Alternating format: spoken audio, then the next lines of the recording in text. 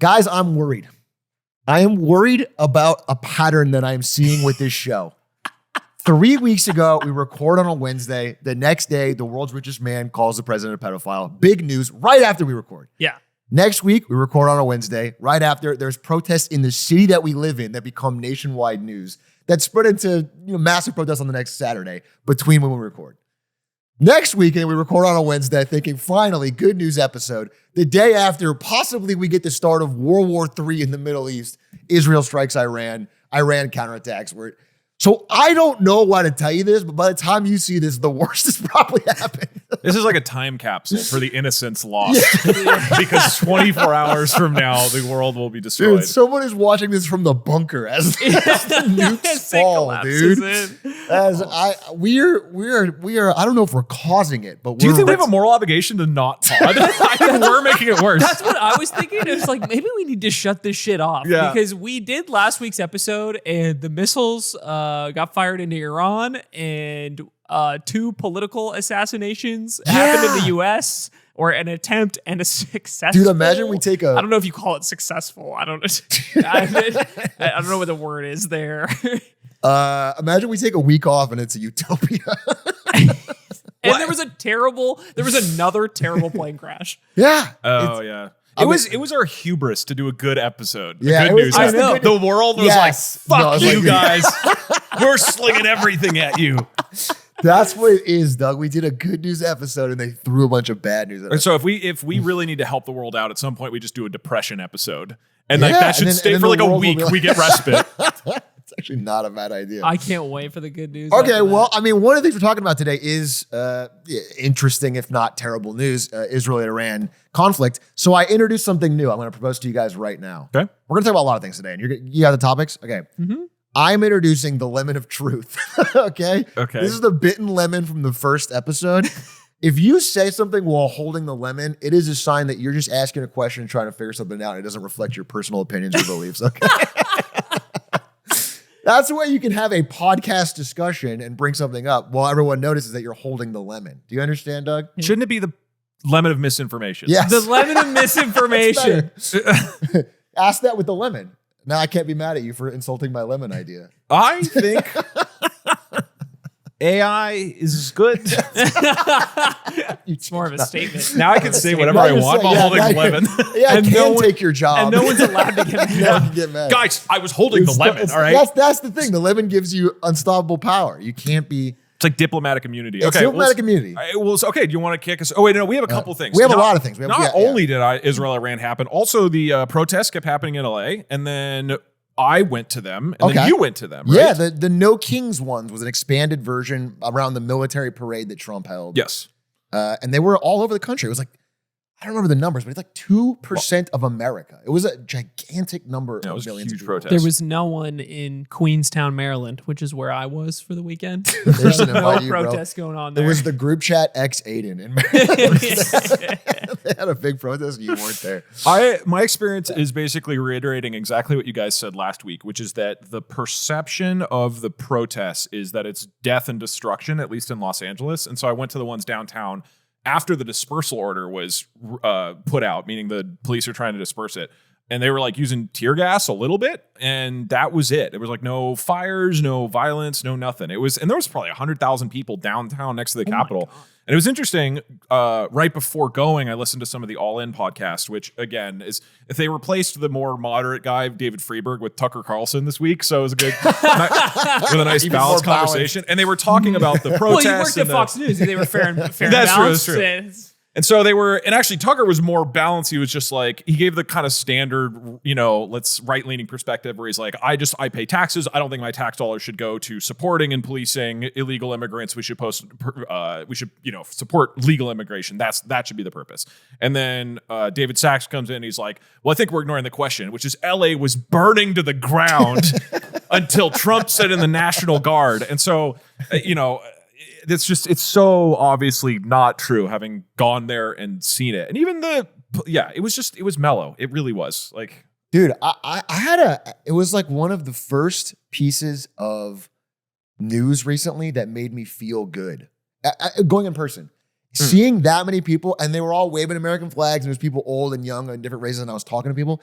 Everyone was nice, and it made me feel like, oh, maybe America's got some hope. Maybe people got, I was, and I don't even mean that in like a political way. I just felt like people are outside, they're talking to each other. In person, people aren't as angry. Everyone was waving creative signs. I just felt some sort of like sense that a lot of what I'm hating lately is mostly online. I just feel like this filter between people, this algorithmic filter, is making people more angry. And then when I saw them in person, I felt better. So it was a positive moment. Plus, to have protests that have, I don't know, multiple millions across the country, and to have, none or very little violence or protests, no deaths, no injuries, no. Even the LA ones we talked about had more in that one LA protest than the entire country, it seemed to be, in the entire No Kings ones. So it was cool. It was good optics for the country. It felt like a good protest. All right. Yeah. What's your villain chair? Stupid libs. Yeah. And your lib Yeah, take. villain chair. I'm Don't about give him to villain villain Don't give chair. him the lemon. This is from his heart. So I want you guys to maybe answer this question, because I was curious what the more conservative response in the country was to these protests just online, and I wanted to dig into like what the feedback was specifically to the No Kings protests of the past weekend. And the pervasive thing I saw over and over again was them making fun of, well, the protests were a success. America doesn't have a king anymore. And as in, like, we never had one. Like, right. These protests make no sense. Liberals just like make stuff up.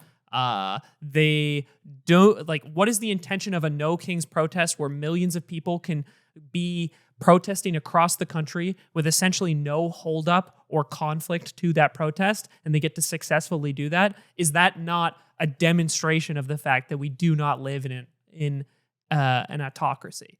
And that was the main criticism that I saw online circulated. I was curious what you guys might have to say in response to that. I think when people talk about Trump being dictatorial, they are talking about a process, not a current state of being. We're talking about a shaking or a degrading of the Constitution, or of, separation of powers, judicial authority. So I would assume the point of the No Kings protest is not that we currently have a king, we need to get rid of him. It's more like we should never have kings and we're headed in the wrong direction. That would be my... I do think that is that critique is obviously taking it very literally. Do you guys know, was the No Kings protest organized in response to ICE and the immigration stuff? Because in downtown LA, like 95% of the signs were about immigration or ICE, and the Trump No King concept was there in signs, but basically always to support this is about immigration. So it seemed like this was an anti-immigration policy protest to me. On the whole, I don't think so. My understanding is No Kings was specifically a response to him planning the military parade in D.C. That was the origin I think of the that flavor of the No LA Kings one. protest. And then the immigration protests that had broken out in LA the weekend before happened to coincide with the timeline. Like, these things, No Kings was being planned more than a week in advance. Yeah, gotcha. And then this also happened in LA in response to those ICE raids. And then those things kind of collide because they have very similar messaging. I mean, at the core of the, or one of the core things of the Trump autocracy, like anti-king argument, is the approach to immigration, pulling people into unmarked vehicles, ICE overstretching the boundaries of previous administrations even, and that being a symbolism of him becoming a king or fascism occurring. And that is why that response was happening in LA to begin with, and why it molds well into the broader messaging that I think No Kings has, which is, the idea of the Trump administration becoming something akin to an autocracy is not just about immigration, but immigration is a very big part of that. So I think it's a piece that just fit into these protests. From what I saw and looking at pictures, like the LA one was more focused on immigration because of what happened. That makes sense. But it was just cool. Even regardless of, again, for me, the biggest thing was that people are, willing to get out of their house and meet other people and talk about it and advocate for themselves, and that so many people did that was a good sign. I was more, regardless of even what the message was, I was just happy of that, because I get the sense sometimes that I worry sometimes that people move on from subjects so quickly that we could never even organize or get out there or do anything or connect or. So I don't know. That was cool. That's why I liked it personally. I thought it was good. Yeah. Well, I want to hear a little bit about the real king in this country, Jerome Powell. JP. and what's going on with him? Yeah, just a little update because we're recording on a Wednesday. Jerome Powell, chairman of the Federal Reserve, had a press conference this morning, the FOMC meetings, where they announced if they're going to, sounds really boring, but whether they're going to raise interest rates, whether they're going to lower them, or they're going to keep them the same. And for the past, 4 or 5 meetings, for a while, they've been just keeping it steady. And the idea is you raise it if you think there's going to be inflation, you lower it if you think there's going to be high unemployment, and you keep it the same if you don't really know, if you want to just keep it steady. And it's been steady, and Trump has been getting more and more furious. Because he wants it to go down. He wants it to go down. He's screaming that Jerome Powell is behind the curve. He's a loser. He's lazy. He's bad. He's the worst. Trump appointed him, by the way. But he's been saying how terrible he is and that he needs to bring interest rates down. Again, that's not just a Trump thing. Every president generally wants interest rates to go down because it juices the economy in the short term. What is the immediate impact to an everyday person if interest rates go down versus up? Yeah. So, for example, if you're getting a mortgage or a house loan, Yep. all loans are based upon being above the risk-free rate, which is what he's setting. So whatever the government interest rate is, the house loan or the car loan or the credit card loan has to be above that. So when that one goes down, all the other ones go down as well. So, the general idea is that it gets more loans in the economy, spurs the economy, get things going. And Trump really wants to go down, but Jerome Powell, very, very worried in the conference today about inflation, specifically because of tariffs. He's afraid that the tariffs are going to start kicking in and inflation's going to go up and they need to not lower it into that, which will just ramp up inflation. So he's holding steady yet again. That's all. It's just another steady thing, but it's like each 3-month cycle, he goes steady and doesn't change it again. Trump is clearly getting more agitated. It's clearly becoming more and more of a problem. And it's not going to hit until early 26, but that's when Trump can replace him. And so that's when we're going to see if we get a new chairman who's willing to just, run interest rates into the ground. Everyone can borrow for 0% again. And we get back to a 2021 Bonanza. Yeah. But this time with inflation rip roaring. That's the risk. Let me just make sure I can express this. Correct me if I'm wrong here. Part of the reason that we don't want to lower interest rates because it's a short-term boost and everybody's like, yeah, everything's cheaper. But then the problem is that if there's inflation or something like that, we then don't have or if there's a major problem, we don't have that as an option to lower again, right? So in the future, if there is a major recession or something and we're already at 0, we can't lower it anymore, right? Exactly. We need leeway. Okay. Yeah. Because it doesn't feel like we're in an emergency situation right now. It feels like everything's actually pretty good in terms of the stock market, the economy, and most of the, let's say, challenges or damages are due to the tariffs, which is it's self-imposed. It doesn't, It's tough. I don't know either. Jerome Powell's got a lot of data. My gut would tell me that at least among younger people, among youth unemployment, it just looks bad. It looks bad.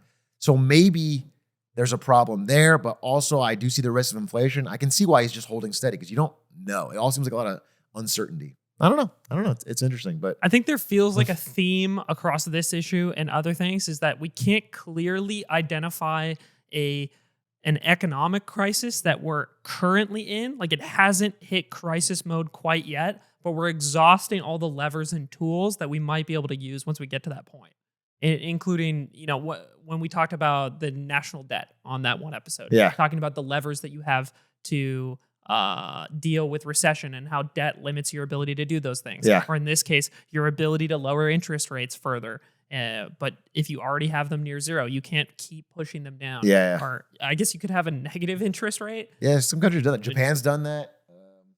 Some people do negative interest rates, which is where you're paying money to. You have to pay money to hold your. Yeah, you have to pay money to loan the government money. Enticing deal. That's a good deal. That's. I have an idea. Why doesn't the government just do a strategic TMC reserve? because in Oh our my stock God, game, dude. if you pull this up, Perry, on the Oh my iPad, God. as a reminder, we've been checking in Our on this over the own past little 6 months. Warren Buffett. Look Currently, at What can him, I folks. Aiden is Yep. in first place in the stock challenge. Ludwig is, of course, dead last and the only one who's lost money. Dude. We've actually raised, if we sold everything right now, it'd be $9,000 for charity, which is pretty hype. Yeah, which is Pretty pretty good. high. So the average that we're up is what, like 15% across the rest of the portfolio. And then Aiden comes in with the metals company, which is up 324%. Yeah, I mean, why? Move over, marine biologists. It's time for me to collect. This is underwater metals? This is what their vibe is? Yeah, this is we've briefly talked about this before, but basically this company is one of the leading companies in the space of like deep sea metal mining. And I watched a documentary about it, or like a news piece about it, I think almost 3 years ago. Like super, super early. The reason that I was super interested in this topic was there's this gigantic political game around ownership over the ocean floor, the rights to own it, the environmental consequences of mining this, who is evaluating the environmental consequences and whose payroll they're on, and the United Nations agency that is responsible for dealing with this problem, even though it has nothing to do with their original job description and it's a very small agency. So a very, very interesting story. And if you want to hear more about it, we talked about it on a test episode that we're going to publish on our Patreon. Oh, yeah. Patreon.com/lemonade stand. But the whole of it is that this company, this was the only stock or niche company that I did zero preparation for the stock competition. I want to be so clear. And this was the only company that just came to mind that I could think of that wasn't like an S&P 500 Right. top bill sort of company. So I was like, yep, Dude. the metals company. Let me lock it in. Their share price at the time of the beginning of this game was like $1.50 or something like that. Yeah. It was really low. Now Maybe it's even $1 $6.75. flat. And now it has ballooned to, it hit 7 earlier today. Wait, can I just say, can you go up, Doug? Yeah. So I mean, first of all, claps for Lemonade Stand because the S&P is currently at negative 0.26. So we're all beating the S&P by 20 points, which is, again, an incredible, like if you were on Wall Street, that is an insane bonus. You've done an incredible year. We're not going to hold this, I'm sure. But anyway, No. we've all done pretty well. Doug is in second place with 22.9%, which is an incredible return. Like a really, your one stock has done more than Doug's entire portfolio in second place, way more than mine. That's crazy. TMC is like an incredible. I mean, it's basically 7x, right? Am I wrong? That's unreal, dude. That It is an close to unreal hit. improving on itself 7 times over. 324% return. Yeah, the reason that this is the case, I barely looked into this before the show today, so please forgive me. They got some massive investment from a South Korean company that committed to buying a certain quantity of shares down the line at $7. And they put a bunch of money up front, and then additional money is going to come in at a specified share price down the line. So this just skyrocketed the price from like mid $3, $4 to $7 now. Yeah. So I don't know how this plays out or if this will last. It's just pretty wild that one stock could explode this much. And this is all because I watched like a 5-minute MSNBC So that's the trick. news clip. I mean, he got a 53% return on OcuGym where he just asked ChatGPT, give me a stock to invest in. Yeah. That's like our fourth best performing stock of the whole draft. It's just The fourth best absolutely- performing stock is an AI trained on me that that picked a random company and then lied about their performance. Like I clearly didn't know anything about it, and the company is now up 53%, and it's propelled me into second place. This is monkeys at typewriters, bro. Yeah, it is. We It's did- literally okay. stupider than that. It's not good. I have if you're listening to this, don't let this be the reason you start investing in anything. I know. I think the lesson is this: watch documentaries, invest in the first thing you see, and then if you can't figure that out, use ChatGPT. And that Lemonade Stand is financial Yeah, advice. financial I advice. just want to be clear. Guaranteed. We are up over the S&P Yeah, by we're beating the 20 S&P. points. Don't All right? take your money out of the S&P 500 and put it in the Lemonade In our Stand portfolio. 3. Yeah. You know who else That's has cool. money? Iran. Oh, that's your transition? Yeah. That's the transition. Hold the lemon for that one. I've heard that, and so I'll lemon here. Yeah. I don't know if this is true. Yeah. Iran is a country? Yes, I actually think you're dead on with that one. And I would appreciate a primer Okay, can I get the lemon? on what the frick is going on Listen, over there. This is a complicated Atrioc.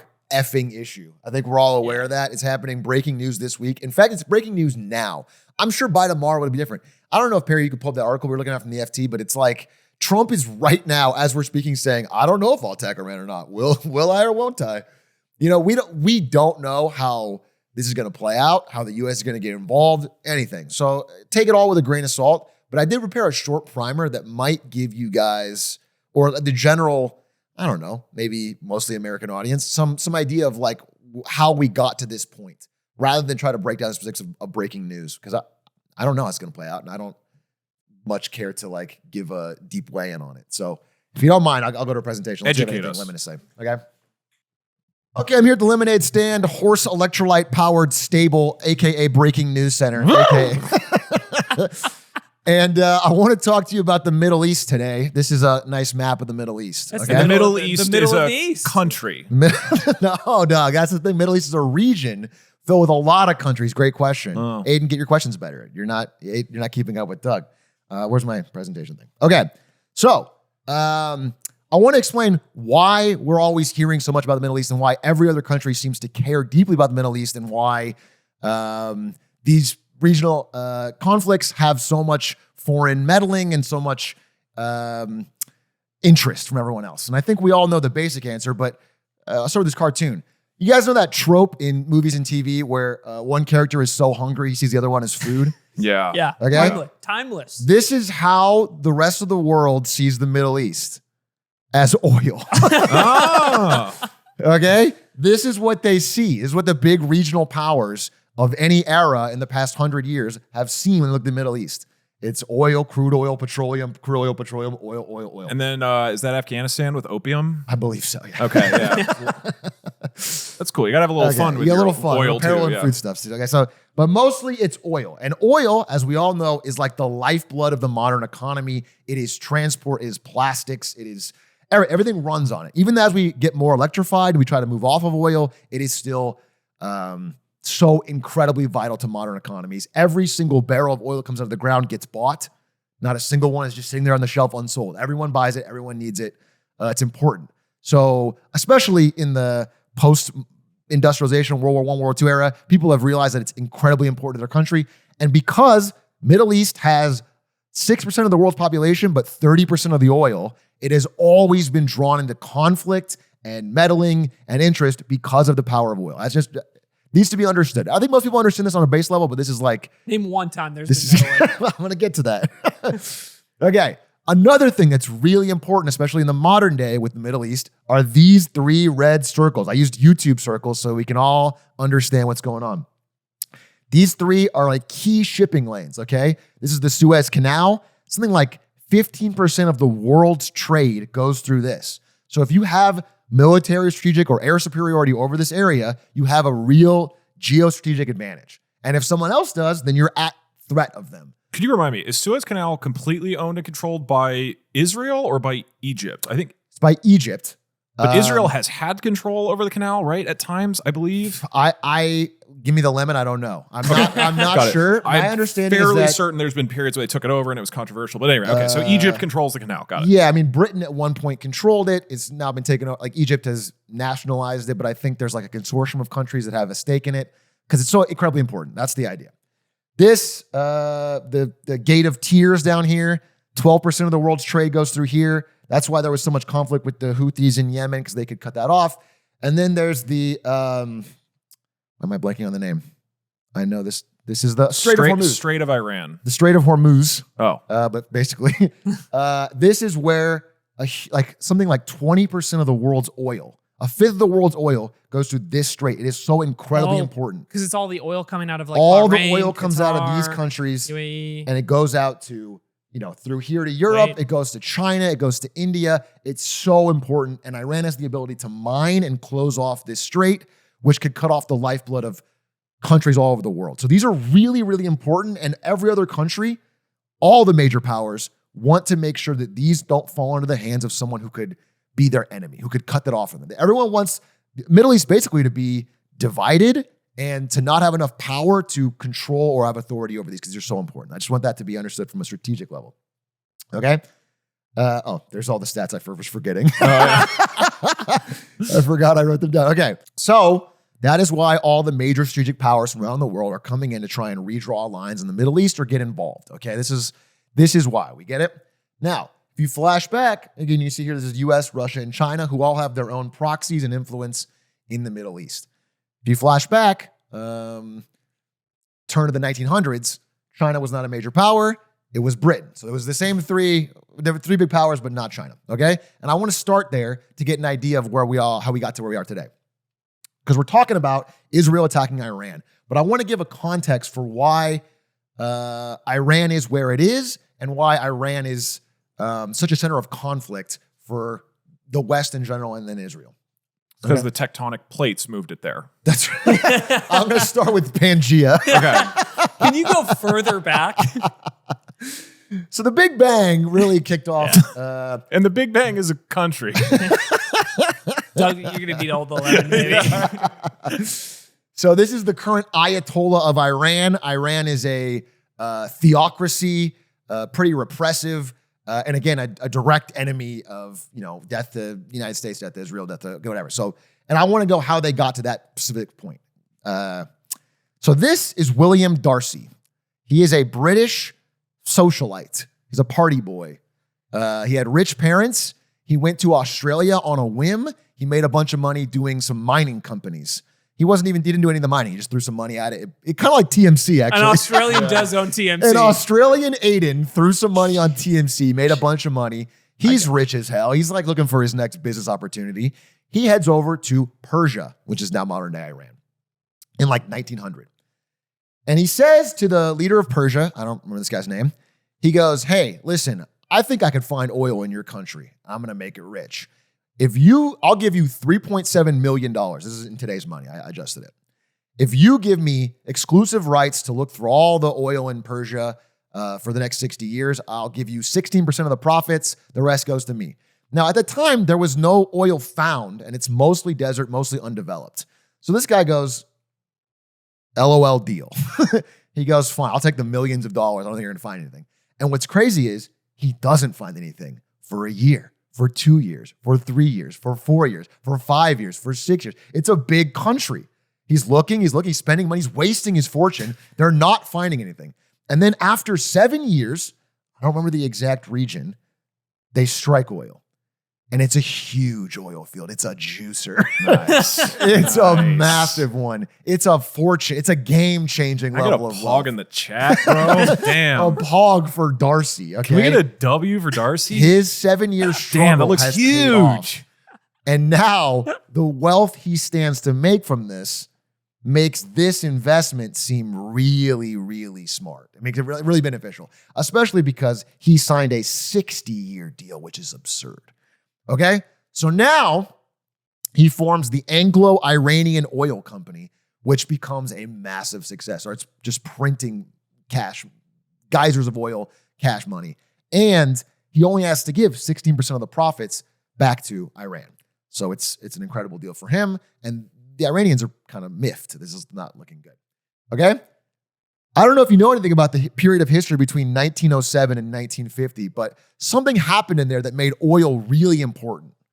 I don't know if, Doug, you got any? Could be. The iPhone. That's right. That's right. Steve Jobs invented the iPhone, and they needed oil to ship them around the world. Was it the 2 world wars? That's right, Aiden. It was World War I and World War II. World War I and World War II. And those are a country. These are countries. And in these There wars, had a few involved. Britain especially, before World War I, Britain is the global superpower. By the end of World War II, they're greatly diminished. But in those wars, they basically put their entire economy towards surviving these 2 wars, and they need oil. They need oil badly. So they decide this can't even be a private company anymore. They take over Darcy's company and make it into what is now British Petroleum. That's where it comes from, BP. Oh, and they've stayed pretty controversy-free. Yeah, so they buy him out, and now this is the British Petroleum Company, and they own Iran's oil, essentially. Iran's oil is essentially nationalized by Britain, which is a weird spot to be in.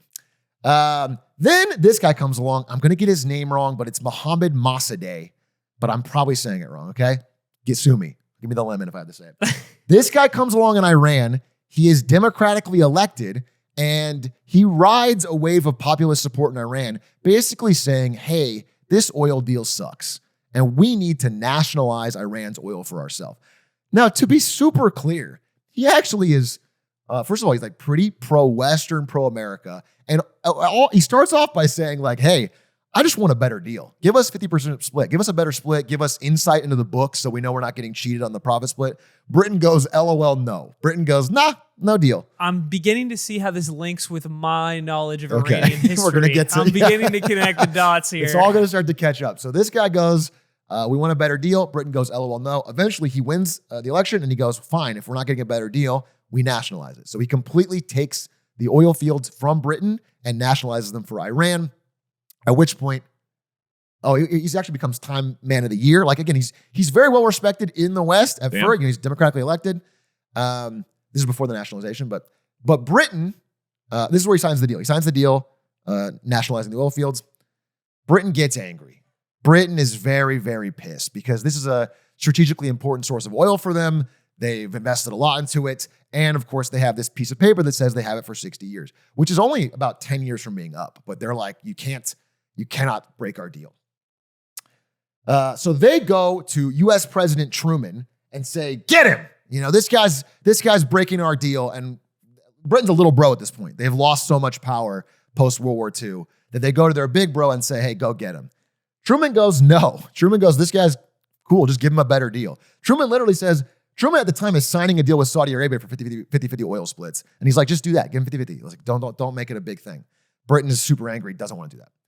Then Truman is succeeded by Eisenhower. And Eisenhower is really, this is the 50s, really, really scared of communists. This is the beginning of the Cold War. He's very, very anti-communist. And Britain hatches a plot. This guy, by the way, Mohammed Mossadegh, is not communist. But Britain hatches a plot where they'll say, get him, he's communist. And they start really leaning on the angle of like, this guy's, he's probably about to be a communist. He's a communist. You got to watch out, Eisenhower, he's a communist. If you don't get him, Iran's going to be communist. And the more I learn about the Red Scare, the more insane it gets. It is that era of politics, through reading Price of Peace, through learning things we've learned on the show, and then just historically, it blows my mind how much you could get away with. Just calling anyone like just saying somebody was a communist. It's like those Salem witch trials. You just kind of point. It actually is like that. And Britain, literally, it's their strategy. Like it's written down. There's some leaked communiques or whatever. Where they're like, yeah, this is our plan. We're going to call him a communist. It's going to get Eisenhower on our side because we need Big Bro in on this. Eisenhower thinks about it. He's like, well, Truman didn't want to. We got to do it. It's communist. So then Eisenhower's angry. Now he's like, all right, well, now you said communist, I'm involved. So he decides, okay, I'll help you out, little bro, and sends the CIA on Operation Ajax. Operation Ajax is led by a man literally named Kermit. This is not a joke picture. His name is Kermit Roosevelt, and he's like the great-grandson of Theodore Roosevelt. Like, he's actually related to presidents. Damn. I don't know if he's the grandson or grandnephew or whatever, but it's Kermit Roosevelt is sent in on a mission to get rid of Mohammed Mossadegh in Iran. Not kill him, but get him out of power. I don't have a picture here, but he does. That's the long and short of it is Kermit does. The CIA helps orchestrate a coup that overthrows Democratic elected President Mohammed Mossadegh for the Shah of Iran to come back. The Shah comes in. He is extremely pro-Britain, pro-West, repressive, and he is the one that's going to allow the oil to go back to Britain. That was the purpose. And now we were really ripping that all over South America. Well, dude, it's so funny. So this is interesting. This is the first one, and man, the history could have gone so different. I don't want to go too into it, but they send Kermit in. They give him a small budget and a small team. It fails. They try a coup. It fails. And they send him a letter saying, get the hell out. And he goes rogue. Now, again, maybe this is changed over time. I don't know. But the idea is that he keeps going. He believes in it and keeps stirring up resentment and then hits on the right thing at the right time to start a spark in it. Anyway, he goes for a second coup. It works. And the success of that second coup is what makes them change their whole plan towards coups in South America and other things in general. Oh. Like this kicks off. Like had Kermit just stopped, American football could have been way different. Anyway, it's successful, so it's successful. We're going to see. Anyway, they get rid of the Democratic leader and they get the Shah. The Shah is a complicated figure. The Shah, in some ways, really wants to modernize and improve Iran. He wants to use the oil wealth. By the way, the oil never goes back to the original Britain deal because the people of Iran are so against it. But it does go to it probably ends up at a 50-50 split, actually. It's close to a 50-50 split, which is insane because they could have had it begin with. They could have just had that and none of this. It really is insane how much meddling they did to get up in the same spot. But anyway, so the Shah takes the profits and in some ways, actually in most ways, enriches himself and funds a repressive secret service to keep his power. And that's most of what he does.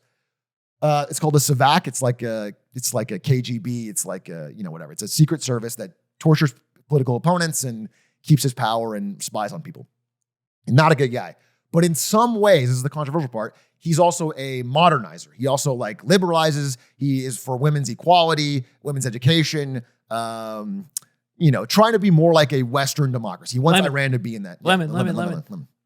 Prior to him, though, was Iran not already on a track of modernization? Because the guy prior that we had been talking about, Mohammed, talked about, you said he was pretty Western friendly, not severe in his crackdowns of cultural issues. Give me the lemon too, because that's also an area where I'm not deeply well versed, but my understanding, listen, if I had a button I could press, the first guy was great. The first guy was Mohammed Massadeh was on the right track. He was balancing, there's deep religious power in Iran, and they have to be balanced because they have a huge voting bloc and a huge authority. But he was balancing that with growth, and he was democratically elected and was trying to get a better deal already in oil. I think he also was friendly with America, and they could have made deals. I think the meddling is clearly backfired in every way. But I don't know what would have happened in these years because he wasn't around. Sure, anymore, so we don't know.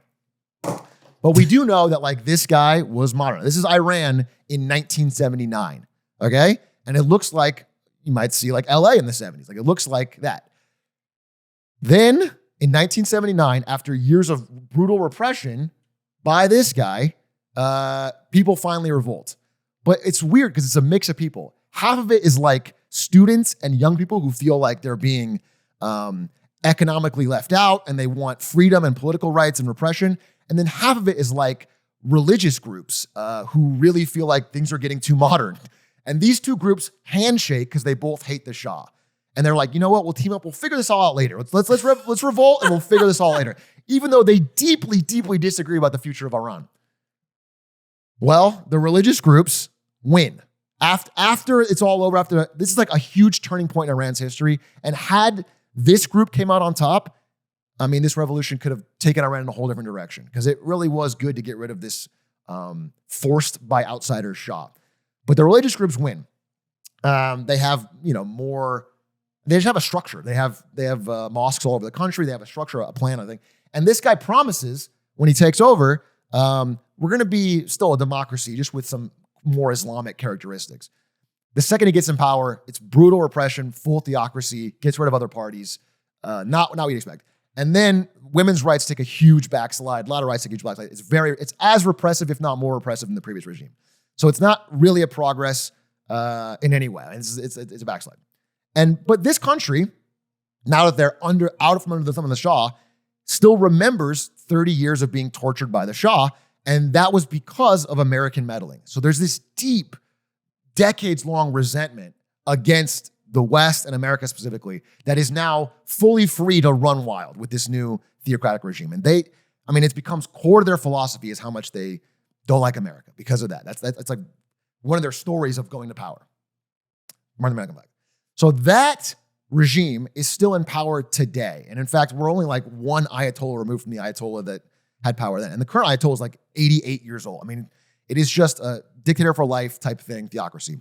That's the context you need to understand why Iran has become a strategic enemy of the United States. Now, why it's still so deadly important nowadays is because Iran, starting right around here pre-COVID, has been heavily sanctioned by the West to not be able to sell oil.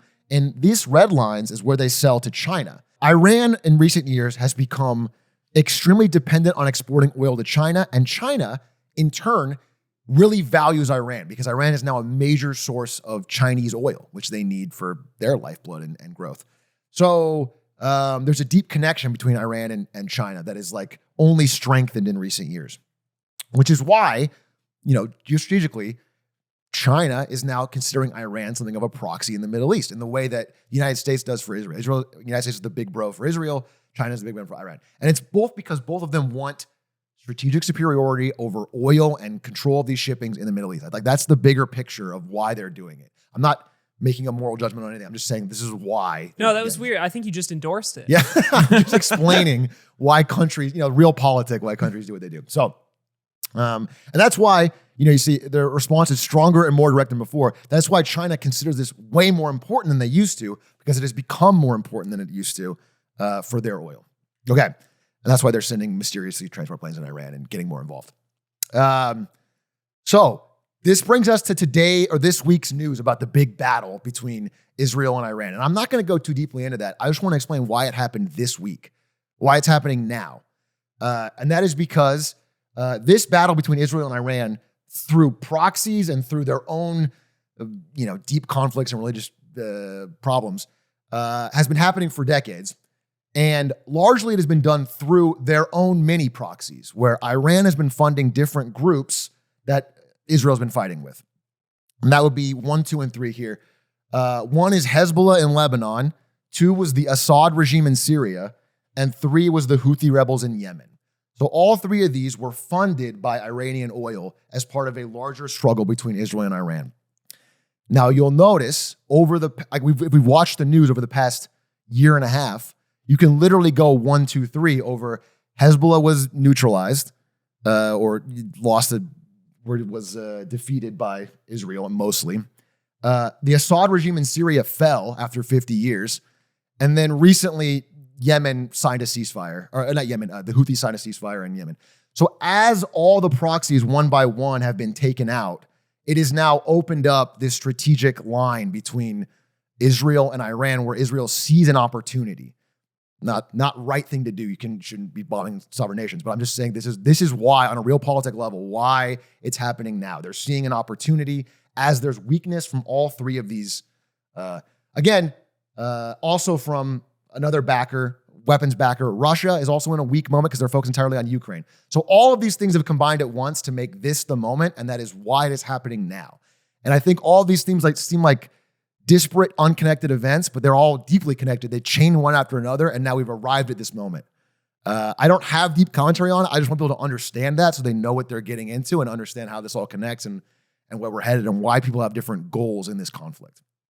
Yeah, so hopefully that helped in some way. It was great. Oh, that definitely helped a ton. I think with a lot of these things, right, you understand bits and pieces of the history, but not the And now we solid fully thread understand the between history. Yeah, we don't. I'm sure there's nothing else to learn. Yeah, I mean, there's infinite more to learn, and every one of those things I mentioned, I could have deep dived longer, but I think it helps average listener to be like, okay, now I get a better, clearer picture of how we got here. Do you know how much of the sense, because my understanding is the justification for attacking Iran from both Israel and or the United States, it's the nuclear bomb threat. Yeah. But then following up on that is the express threat to destroy America and Israel, right? That's been like the verbiage coming out of the Ayatollah for a while, right? Do you know where that comes from? To not just because there's a lot of people who dislike Britain and America, but I believe they're one of, if not the only countries that's like, we want to destroy you explicitly. It's because of the destabilization. It's the history of destabilization in Iran. Why they hate the U.S. so specifically. Like the Shah was instated by the coup, so I think that's where the specific anger comes from. I'm not sure why it is so. I mean, I could take guesses, but there's a very concrete reason for the U.S. But for Iran's hatred of Israel, I'm not as familiar with the basis for that. I know that there's been historical conflicts with Israel in the area, the way that Israel came to existence in the first place, but I don't know why that Israel is like in the same like lockstep statement with the U.S.? Forgive me, I haven't watched or listened to the same version or same presentation of what led up to that. Yeah, I wouldn't feel comfortable giving that now. I would need to do more research, but even on a base level, you can just see it as when it comes to the Middle East, they're kind of lockstep. Israel and the United States are Israel is in some ways a proxy. So for the U.S.'s interest in the region, at least when it comes to like oil and control and strategic military capabilities around the three key straits. So that's what I would say. I mean, there's so much more we could get into. So I wanted to talk about a couple of things. Was the framing of this for like the average person right now, right? These headlines started to break out. This kind of happened, I want to say last year as well, when there was some smaller scale back and forth attacks between Israel and Iran. Yeah. And like, I think it was April and October of last year. But people immediately, World War III, it's happening. We're going to get pulled in this conflict. Other countries are going to get pulled into this conflict. This is the inflection for like the globe's next great conflict. And people see it as that. But without the basis or the knowledge that you had just walked us through, right? The thing I wanted to start with was average people's sentiment right now with this happening. Yeah. Which is most people, I think, even if you're, more conservative and you voted for Trump, there's a very strong reaction to don't get involved in another conflict in the Middle East. Don't pull us into this. We don't want to be involved. We don't want any more war or like lives lost. And I think that's something that's very interesting here, where there's a maybe more classic like human rights position of do not get involved in a war because of all the like death and suffering it might cause. And I think that's heavily linked, like on a more left side, right? There's a lot of linked messaging to the conflict in Gaza between Israel and Gaza, and all of the human suffering that has happened in Gaza within the past couple years. And people are like, the continued violence exercised by Israel is the issue, and we should not be supporting them in any way. But if we come around to the other side, I think something that is so interesting to me is the way this issue seems to be fracturing the more right side of American politics right now. Which is, and you've already pulled it up. Yeah. I think this clip is very interesting to watch. I'm gonna send it to Perry if you could pull it up. This clip, I think, you're gonna say it, but it exemplifies what you're talking about. Where we just talked about Tucker Carlson. I don't remember in what context at the beginning of this episode, but he was on All In. Tucker Carlson All In. So I mean, Tucker Carlson expresses generally the Trump right-wing viewpoint. Like he's a mouthpiece for that. And he had Ted Cruz on his show. I'm sending the link right now. I'm sorry. And really, really ripped into him over U.S. involvement or considering getting involved, actually putting troops or bombs or missiles on the ground in Iran. So this is the clip if you could play it. How many people live in Iran, by the way? I don't know the population. At all? Yeah. No, I don't know the population. You don't know the population of the country you seek to topple? How many people live in Iran? 92 million. Okay. Yeah. How could you not know that?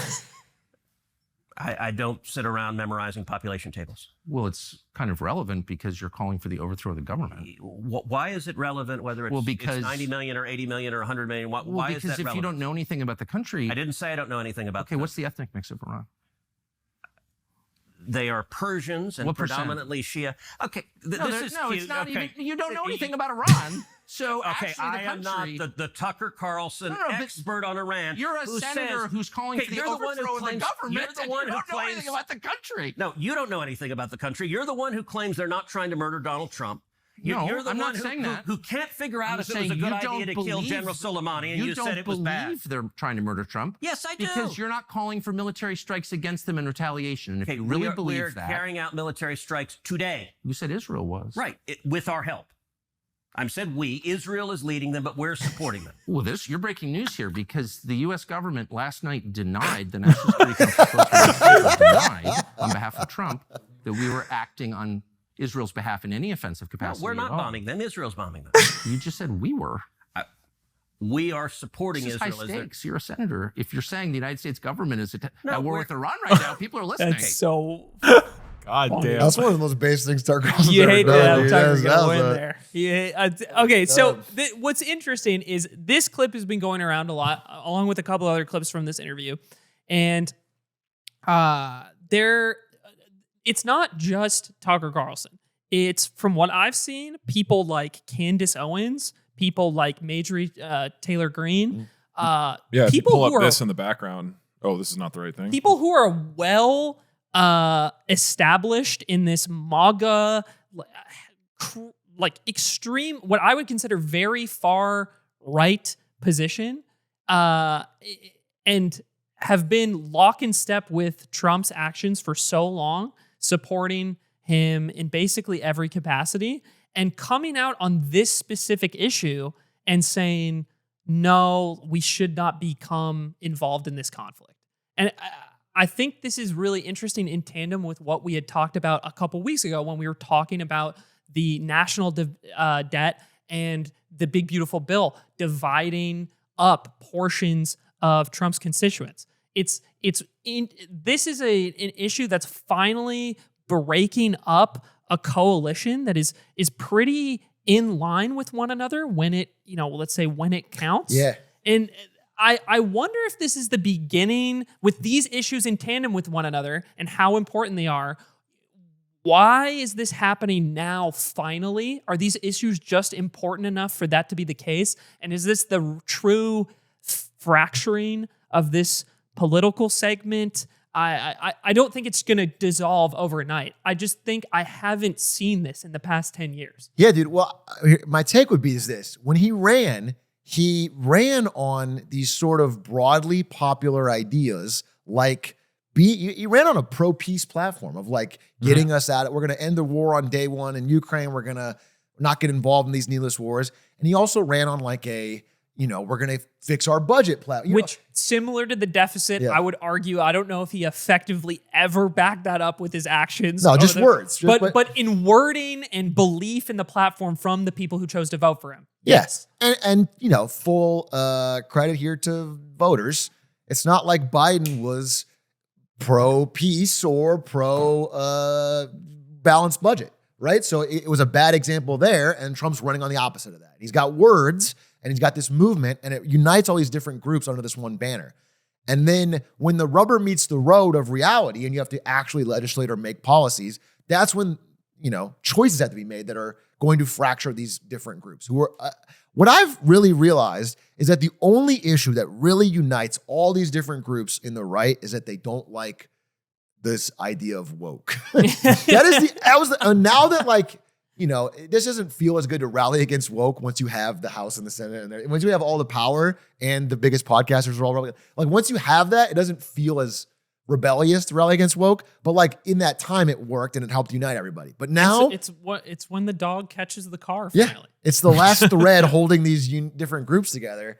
And there are like these warhawk neocons, and then there's these more peace wanting sides of the party that don't want to get involved in isolationism completely. So yeah, I'm gonna say this. Yeah, I This limit is wanted useful. to villain share this. Yeah, I'm glad I I wanted brought to this villain limit out, share bro. this episode because I wanted to spend some time. What is the actual argument? I think most people, when you ask them right now, the average person is, let's not get involved in this conflict. Yeah, can I offer that shouldn't jump in. perspective as Yeah. probably the least informed on this as the three of us?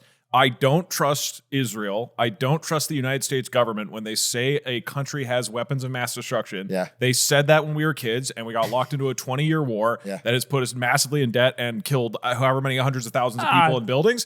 The fact that they're like, oh, Iran's about to have a nuke. That's why we got to kill them and attack the country. It's like, dude, no. you can't fool me twice. You're the boy who cried nuke. And we've already checked for the nukes several times. I don't trust you anymore. Yeah. I don't get, and then like you said, it's off the back of Israel, Palestine. It's just I think the level of trust in Israel's decision making, I think, is an incredible low. And my sense is I don't want anything to fucking do with this. Get us out of the Middle East. 20-year war, 20-year war, he said. We were only in Iraq for and that's 10 and a bit.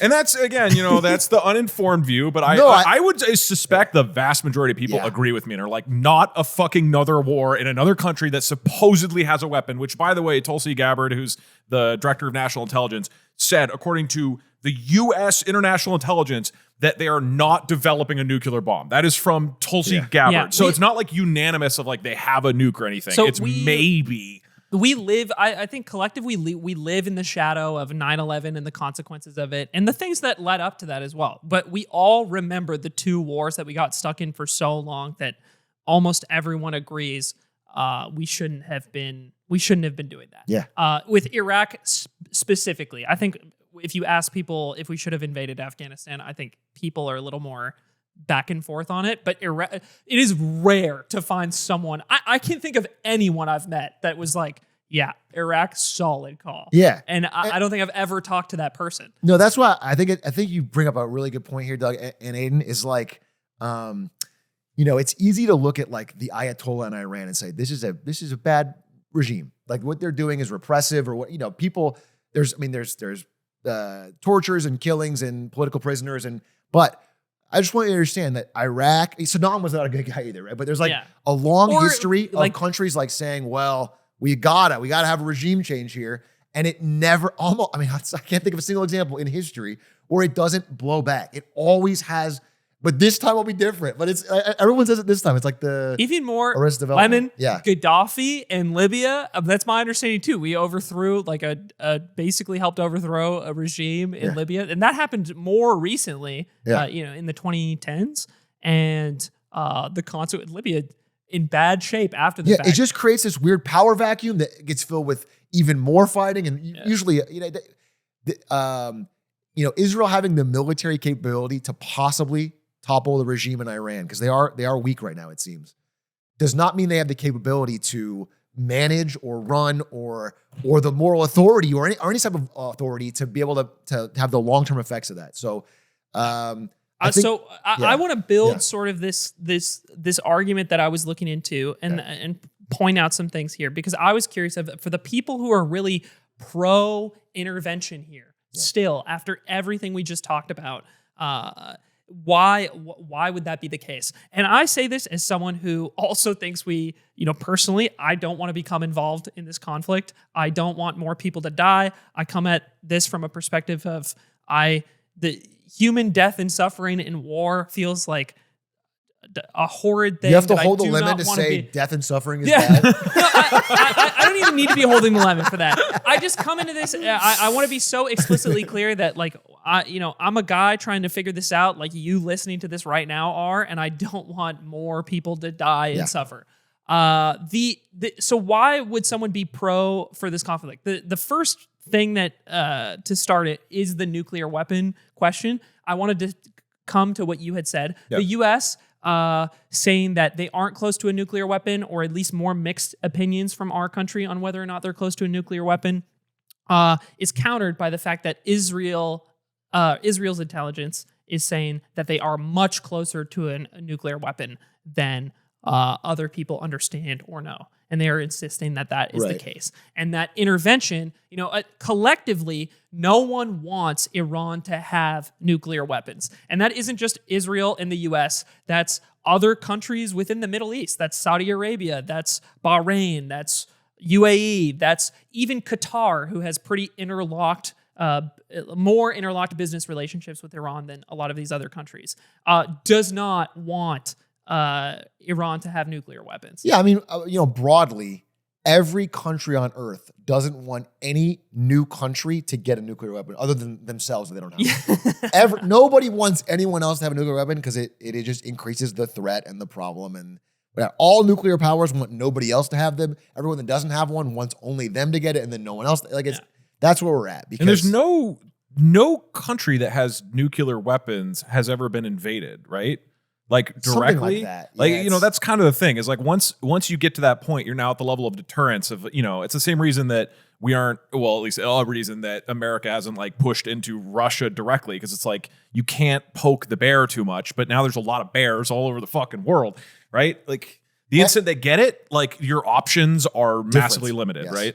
And I think, you know, the recent thing with Ukraine is a reason why it's become urgent for countries like Iran to push towards it, because Ukraine had nukes, then gave them up as part of a strategic security peace deal that they were agreed to with all these sides that nobody honored after they gave up the nukes, and then Russia invaded them. And then, so they wish they'd kept their nukes because they would have less chance of being invaded. And other countries are learning that lesson, that the words don't matter as much as just having the nuke. And that's why there's been a push for it from a lot of different countries that didn't have it before. It's not a good thing. You know, this is all kind of scary and bad, but like this is why there's a why for everything, and that's why we get to where we're at. So in the position that don't worry, guys, I've got a wacky segment later. We're gonna get wacky after this. So in the position that Israel's in right now, they see this as the prime opportunity for a lot of the reasons that you laid out to finally take action. There won't be retaliation from the other proxy groups in the region. They have at least a tacit, I wouldn't say support, because other countries in the region have spoken out against their instigation of violence or their attack on Iran, but they have more of a relationship with the other countries in the Middle East than they used to, and a lot of those other countries don't really want Iran's sphere of influence to be significant either.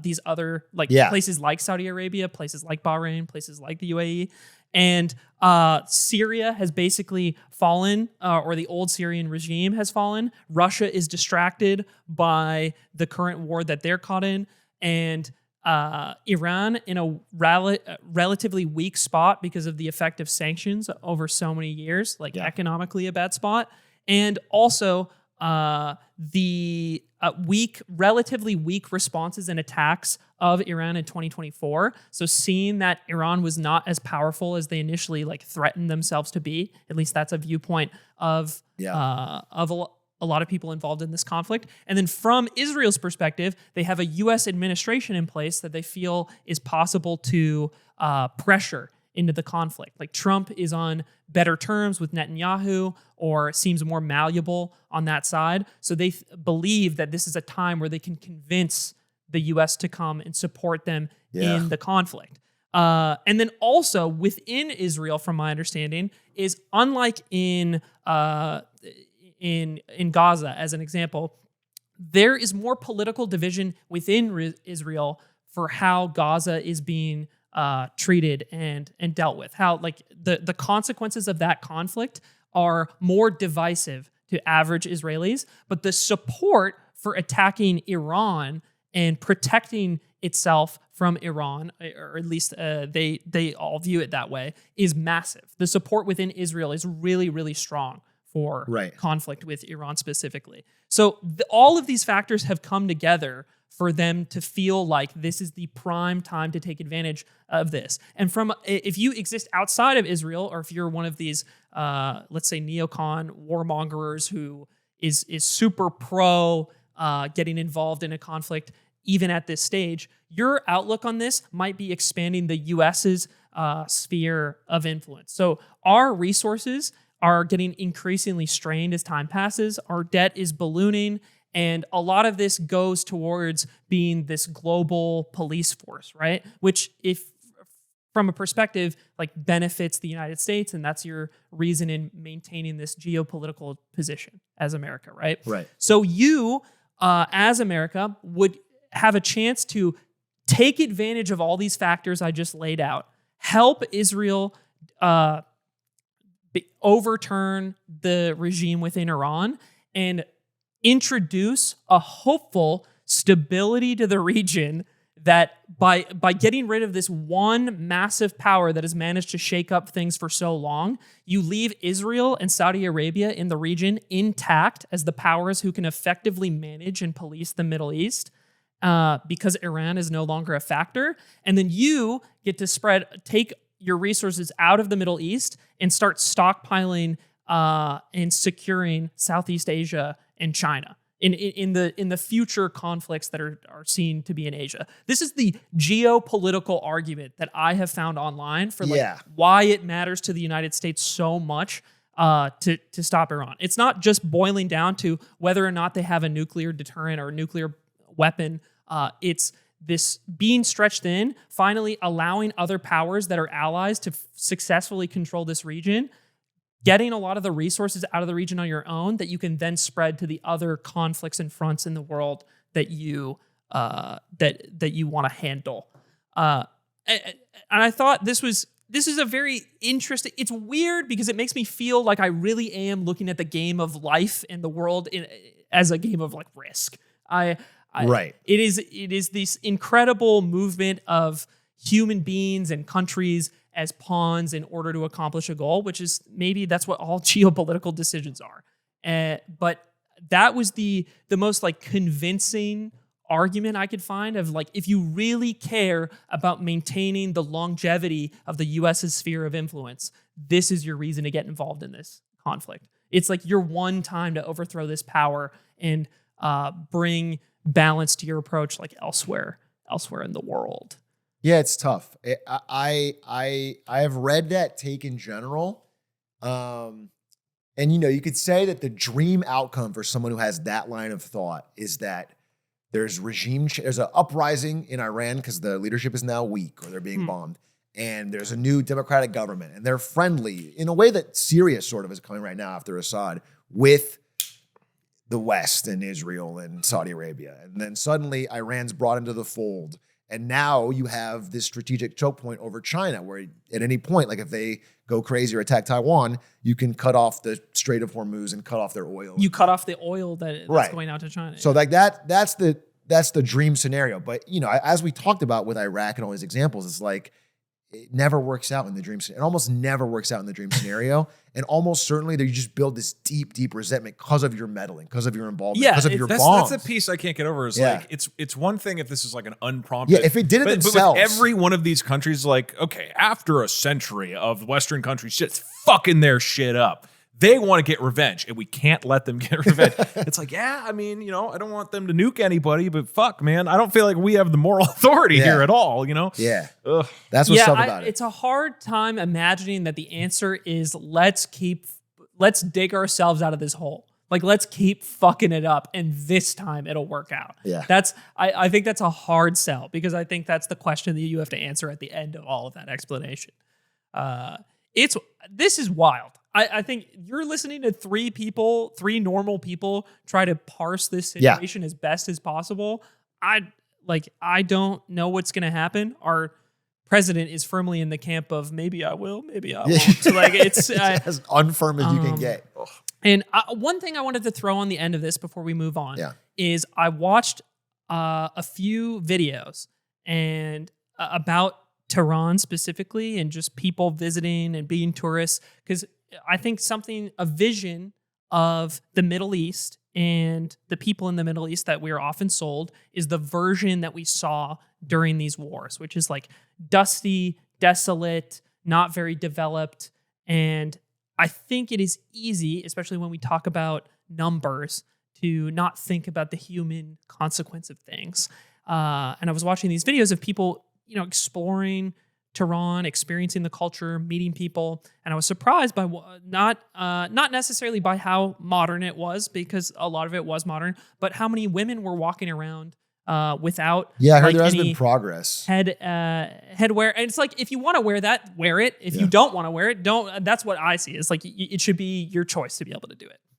And this is, I think, from the version of events that we were told, like this isn't to absolve the regime. This is just like it's more just the enforcement of it. And my understanding is the regime is just getting weaker and more resisted against, especially in major population centers like the city. Like they're just not caring as much about the authority they have to crack down on this stuff. Now that they've softened their stance. And I think it's just important to remember that your version of how you see these places in your head might not be accurate, and also all of the people that live in these places are just regular human people trying to get by, who don't set the sanctions and don't develop the nukes and don't don't talk about invading. Like it's, Oh, yeah. I don't know, man. But dude, you say that Trump tweeted like, Tehran better evacuate tonight or something like that. I want to get the exact words right. Maybe you could look it up, Perry. But, the idea that a city of 9+ million or whatever can evacuate, like is absurd. So that was bananas for a president to tweet.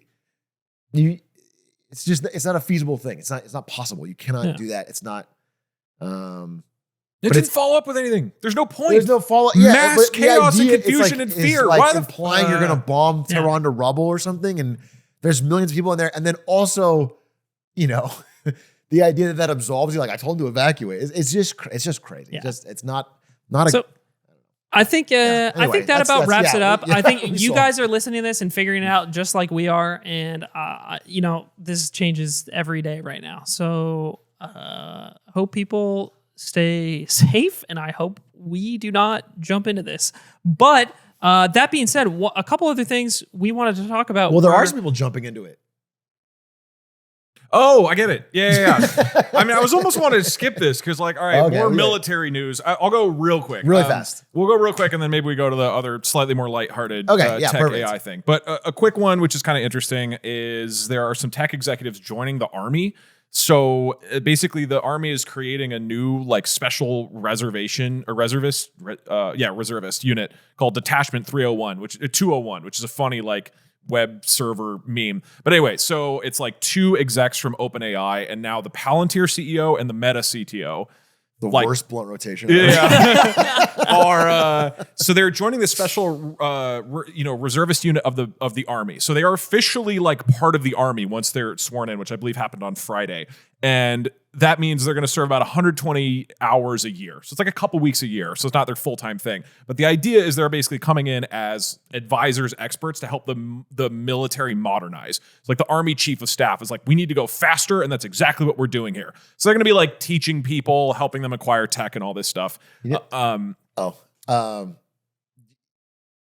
know that like StarCraft is really big in South Korea, right? Yeah. And you know that every South Korean boy is required to join the military for 2 years? Yeah. So there's a player named Slayer's Boxer who's like super famous, like super mega star StarCraft guy. He gets drafted in the military because he has to go, but he's so famous that he convinces the military to set up the Air Force Ace StarCraft team that he officially gets to serve in. His time is just competing in StarCraft tournaments under the Air Force banner. He's like even K-pop stars didn't get that, but he got that. Wow. And it reminds me kind of that, where it's like this military partnership where they can serve in the military without actually being in the front line. Yeah, so they're not going to play StarCraft, but they're not going to be doing that much work. It's more symbolic, but Perry, you pull this up back there. So Wall Street Journal article about this if you're interested. I think what is more interesting is just a quick takeaway from these guys joining the Army, right? Again, largely symbolic. The main thing, though, I think that this is illustrative of, is that the military of America is trying to modernize and move past their current system. Right. And so with the Army guy, he's explicitly saying, like, we are trying to modernize the military, do faster stuff. There was also an article I read on TechCrunch about how the, I believe, CTO of the Navy has been pushing for startups to be able to work with the Navy faster. And basically, he's like, look, in the past, there's been this bureaucratic mess to work with the military. If you're a company, it's like you can start a bid or a project, and then there's this massive, massive hurdle you have to get through to start working with the U.S. military. Right.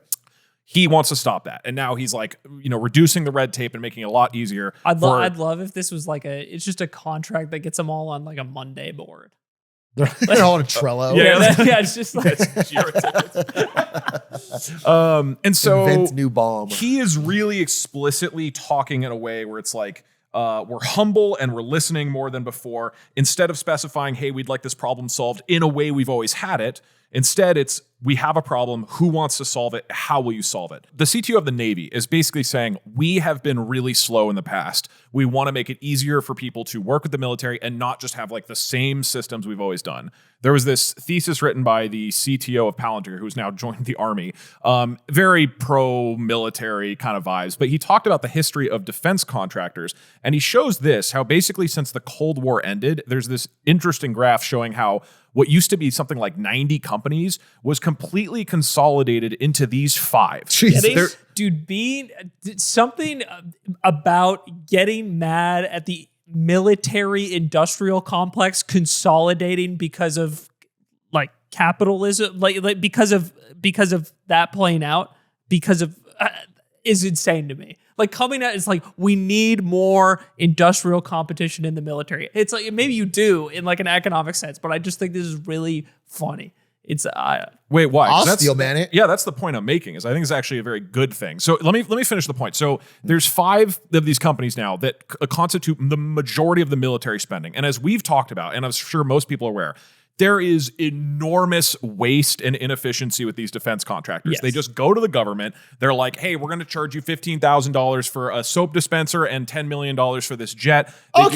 They do cost. Yeah. And the government's like, sure. They do cost plus, which is basically the government will pay whatever it costs to make it plus 15% or whatever. So it incentivizes these companies to do things To take forever. as slow and as expensive as possible. So you have these incredibly slow, inefficient companies that we pay for as taxpayers. It's fucking ridiculous. And basically over the last 3-ish decades, they have just entrenched themselves in this position where they just get tons and tons and tons of government money coming in, paying them, and then there's no accountability for them to do a better job. And no competition. There's only 5 of them, right? So you can't be like, all right, who's going to give me the best deal on this tank? Because like they work with each other to split up the few things they work on, and you can't go anywhere else as the government. My dad has worked in the military, and he has been in charge of on a really small scale like cost procurement, and like you often have 1 or 2 options for a thing, and they can charge you whatever the hell they want.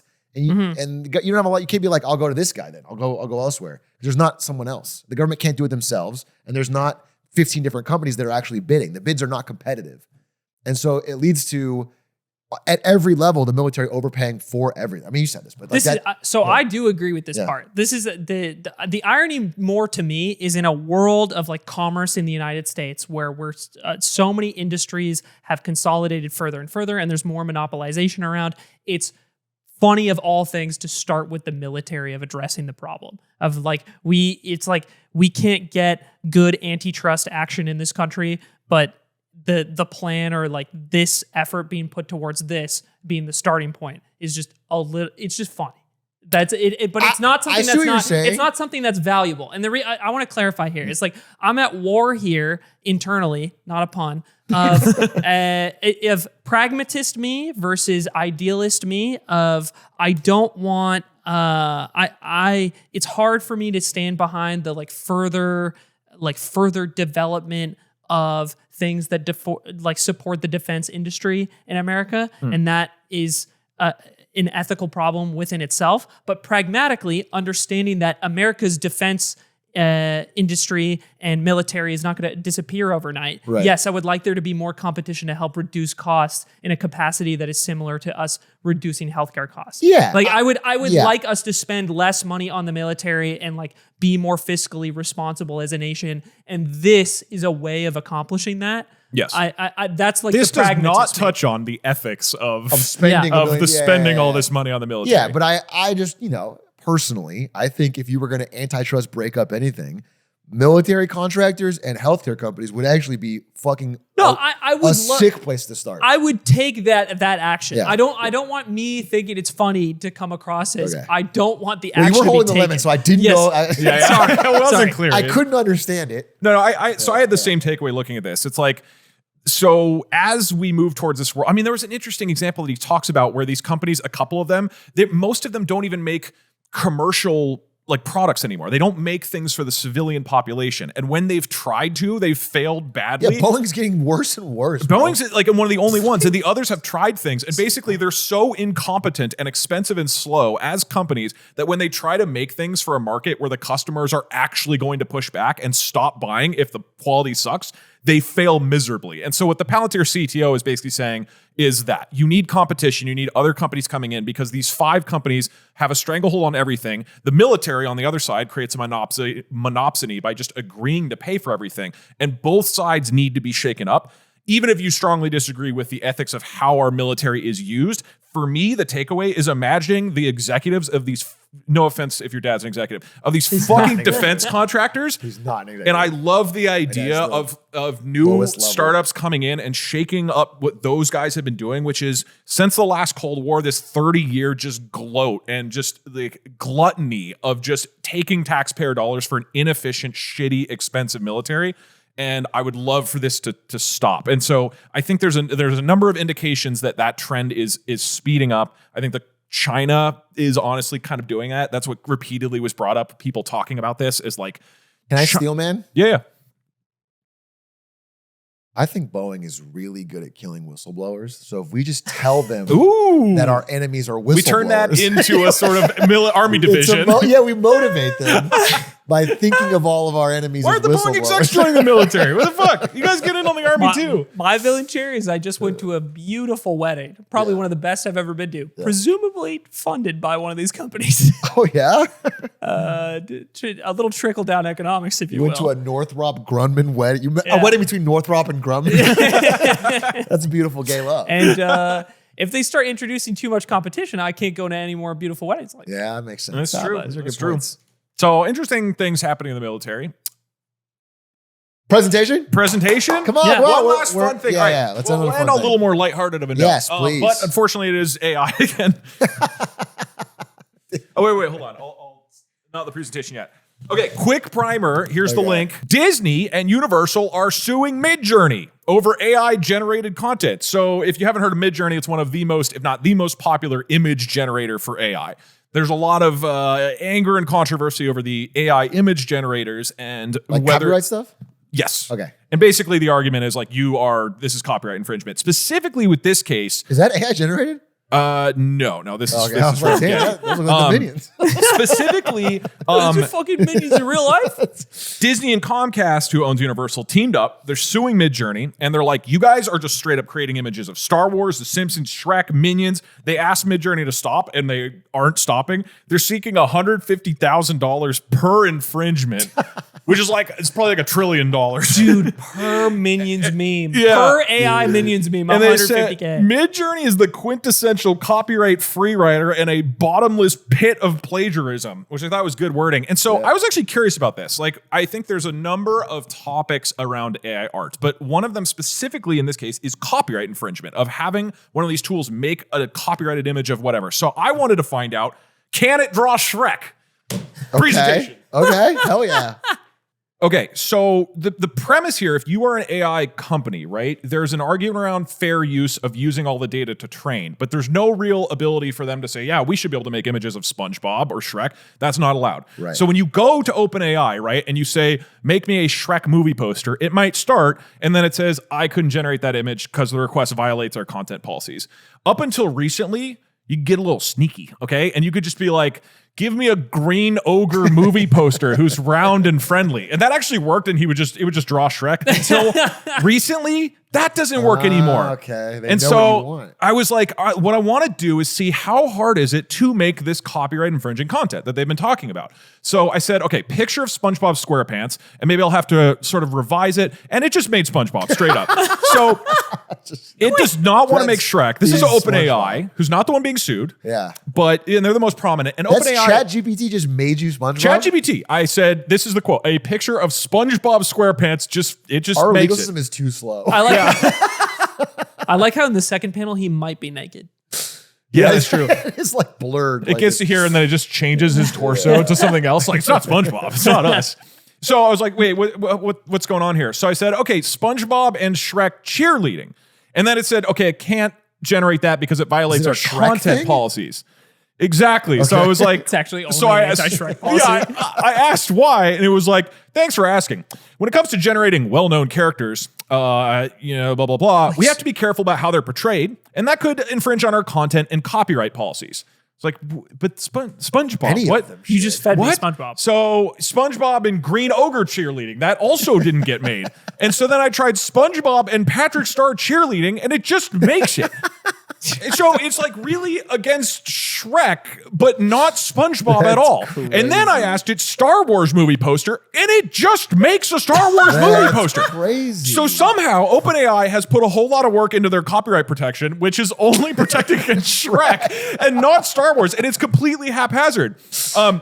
Now, and then SpongeBob and Darth Vader cheerleading did get taken down. So Star Wars is okay on its own, but not mixed with SpongeBob SquarePants, which makes sense. Maybe so, they're just really about canon. They can't they want cross to be accurate. Yeah.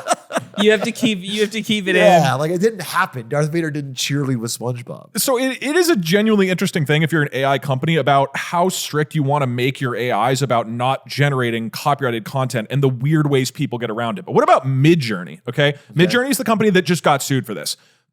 Picture of SpongeBob SquarePants.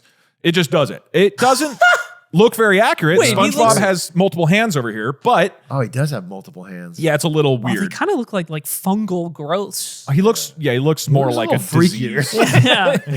I don't think this would have caught on. This It's like a is cell under a SpongeBob. microscope. This is SpongeBob if he co-starred in Annihilation. he goes through the This is the Disney live action remake of SpongeBob. 20 years. So it has no qualms about just showing SpongeBob, but it's not as accurate. And I tried to make it look exactly like the real thing. Star Wars movie poster. Midjourney also just sends it. And it's actually like fairly accurate. Although here everybody seems to be the same Everyone guy. is Harrison Ford. Everybody's Harrison Ford. I like that. I would have watched that version. It would be a better It's movie. like an Eddie Murphy film where he plays all the roles. But here's the big one. Shrek movie poster. Okay. Does Midjourney do it? Yeah, no, they do. They just make Shrek. Just do it. So it's Dude, not what kind of donkey quite is as that? accurate. Yeah, so like donkey is like a horse kind of vibe over here with Shame. 3 antenna. So interestingly, SpongeBob and Shrek cheerleading. Yeah, it's fine with that. It kind of looks like Donkey if he was in Ice Age. Yeah, like a Dude, the woolly smile donkey. that Shrek gives on the right is going to haunt my dreams. No, That's- so to be clear, Midjourney is terrifying, and I tried to make it a little more like accurate. You can recognize that it's Shrek, and it's horrifying at the same time. Yeah. SpongeBob and Shrek cheerleading, it's fine. And then I wrote, this is the it's prompt: fine. include 50 different characters from Star Wars, The Simpsons, Shrek, and Minions playing soccer, which is the exact wording in the lawsuit. And it's like a weird amalgamation, but it kind of jams the Minions and the does Simpsons create- together while wearing Star Wars costumes.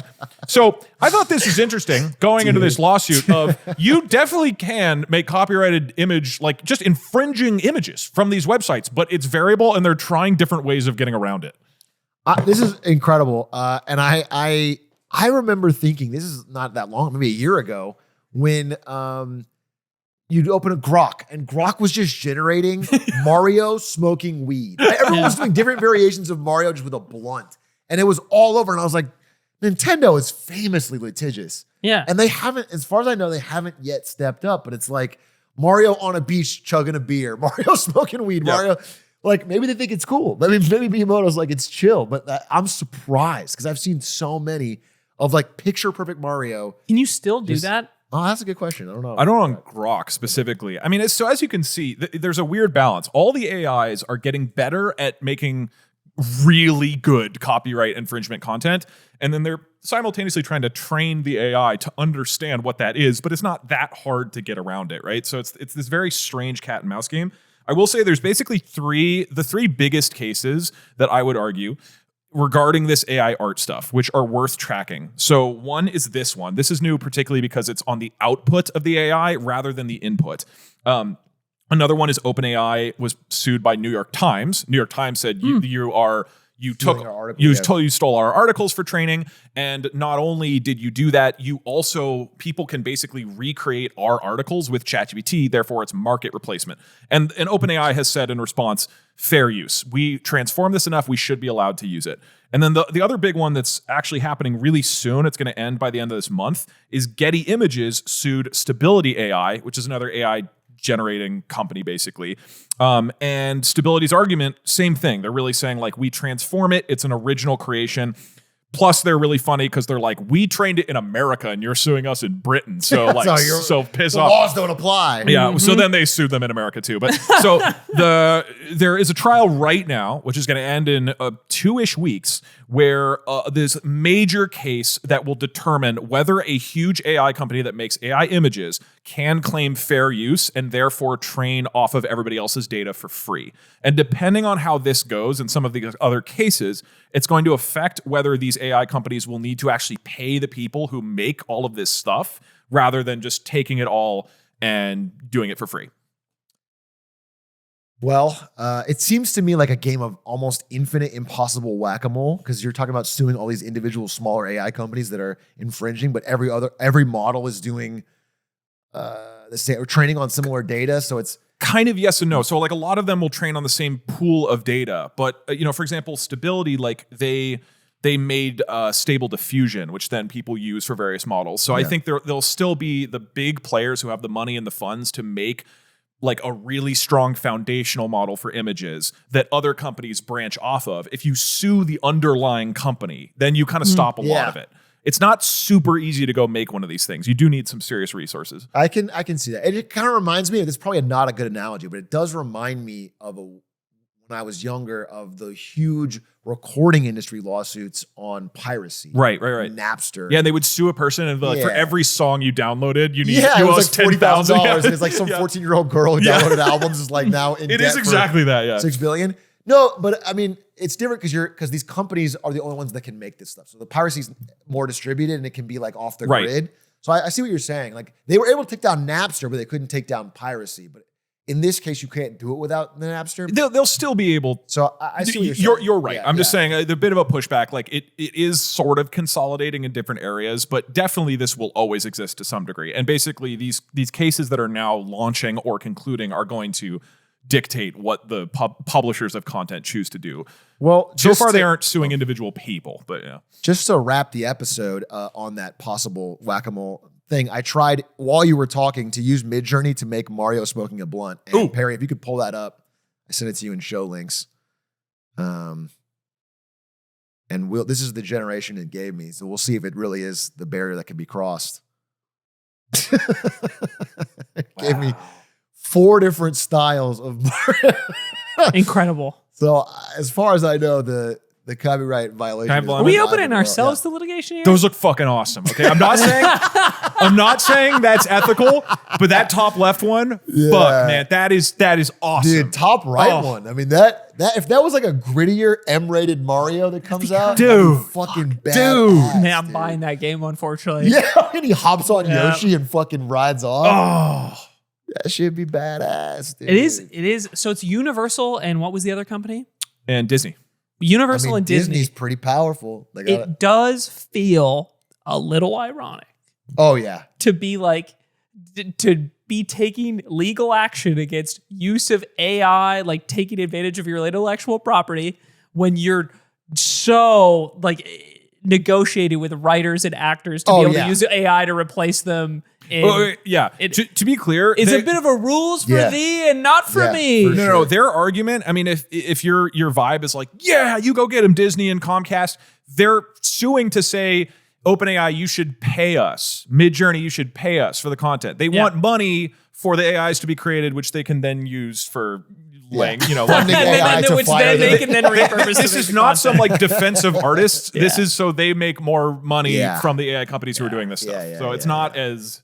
I think the outcome might be positive. I would, to be clear for the record, I would rather move towards a world where people who make data, if an AI company is going to train off of it, they need to be compensated. And I think that is what it's going to move towards. But these lawsuits are basically the step to get us there. Guys, insane week. I'm going to hold the limit for this. Are you wrapping it up? I was going to wrap. I have one more thing I want to sign off. Oh, sure. I think we owe it. Because I read through this in a few different places. I appreciate the explanations we got. We talked last week about a pretty cool study on cancer treatment and the idea that exercise is something that we could potentially prescribe through personal trainers, and the advantage or the survival rate of certain like cancers or diseases in general could be tackled by getting people to exercise more stringently. Yeah. And I just wanted to correct the story a little bit and what the study had talked about, because a bunch of people brought this up, was that I think we had said that there was a group who didn't take, who were on a treatment of exercise, and a group of people that were taking chemo treatment in order to treat the colon cancer that they had. So the circumstances of the study were a little different. basically a group of all of these people had colon cancer at some stage, and all of them had gone through chemo treatment to deal with that cancer and had gotten through the cancer. And as part of like recovering or leaving the cancer behind, there were two groups of people, one who was told you should try and exercise, and then one group who was told, hey, exercise, but here's a personal trainer who will keep you accountable and assign you to do it. And the difference is between those two groups of people and whether or not they got the cancer again, which I can't remember the word for. There's like a word that starts with an R if you get the cancer back. Remission? No, it's not remission. Anyway, I just wanted to correct that because that was came up a bunch and I wanted to mention it on the show. But also, but still, it was a good news episode. If we're gonna change the details a little bit to make it sound better, I'm gonna hold a lemon and say if you do jumping jacks, you will cure cancer. It'll go away, and that's what I was. And saying. That's financial advice. Guys, fun episode. It was great. I learned a lot. I really enjoyed talking with you about this stuff. And Nice presentations. Nice presentations. Yeah. Do you think they'll send me to Iran? God willing. I mean, we're kind of past our youth. Yeah, you know, they need a young face in the room. They're not drafting me. All right, thank you guys Thanks for guys watching. Later, everybody.